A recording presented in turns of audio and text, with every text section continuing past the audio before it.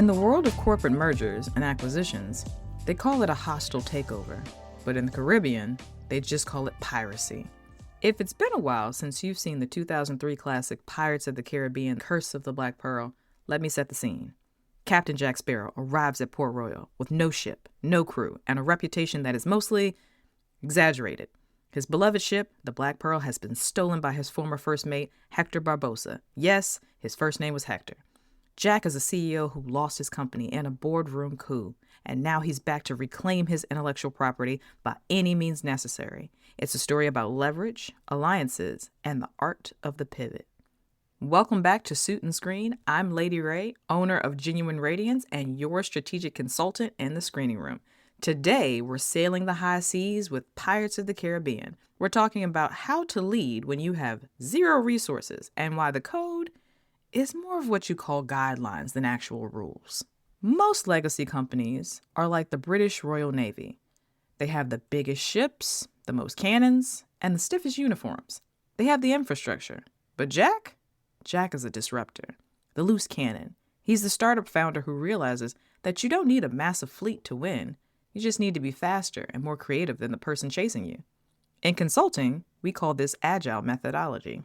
While the Navy is busy following the Articles of War and waiting for orders from the top, Jack is making decisions in real time.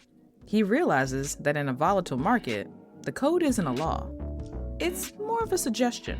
So when you're at that fork in the road, ask yourself, are you waiting for a rescue party, or do you start commandeering the nearest vessel?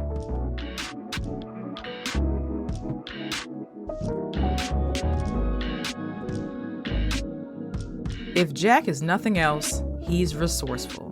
When Jack Sparrow recruits Will Turner, he's adding an essential asset to his arsenal, something he's sure will give him the leverage he needs later. But you're not a pirate trying to get his beloved pearl back, so how does this apply to you in the real world? I'll tell you. First, let's talk about strategic alliances. Jack doesn't like Will, initially. He uses Will. In business, you don't have to be friends with your partners, but your incentives must be aligned. Will wants the girl. Jack wants the ship. Jack is also aware that the pirates need Will to break the curse, but I digress. That's a winning contract. Then we have one of Jack's aces up his sleeve, improvised leverage. Jack arrives in Port Royal on a sinking boat, but he walks onto the dock like he owns the harbor. This is visual authority. He uses his reputation, or lack thereof, to create leverage where there is none. Then here comes the main event. Well, one of them. The pivot, where he commandeers the interceptor. Jack and Will don't try to build a ship. They take the one that's already moving. In your career, stop trying to build everything from scratch.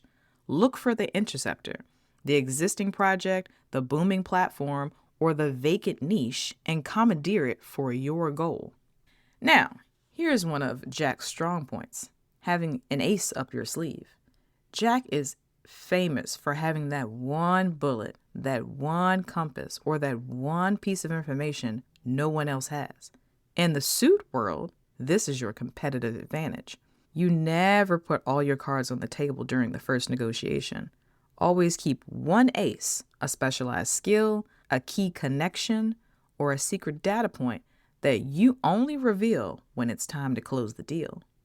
Last but not least, managing the minstrels.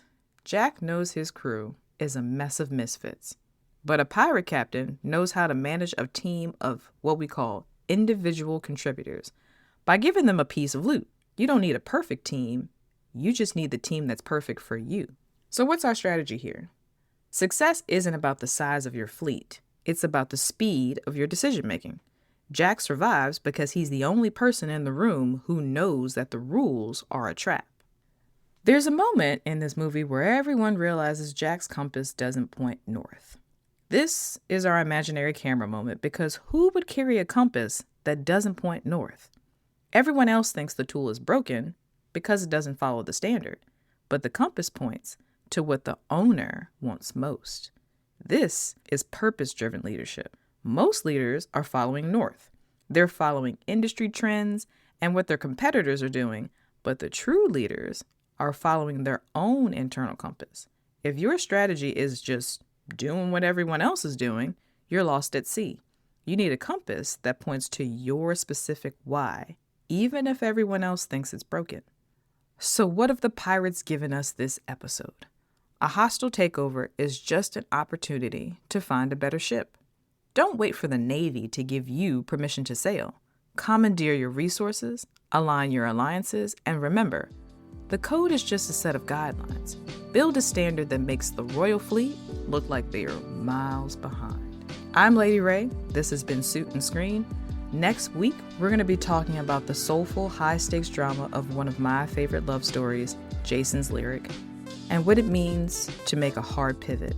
We're going to discuss the strategic difference between being a hero for a lost cause and knowing exactly when to leave once you've officially hit the ceiling. Stay sharp, stay stylish, and mark this as the day you almost caught Captain Jack Sparrow. I'll see you in the next scene. Savvy?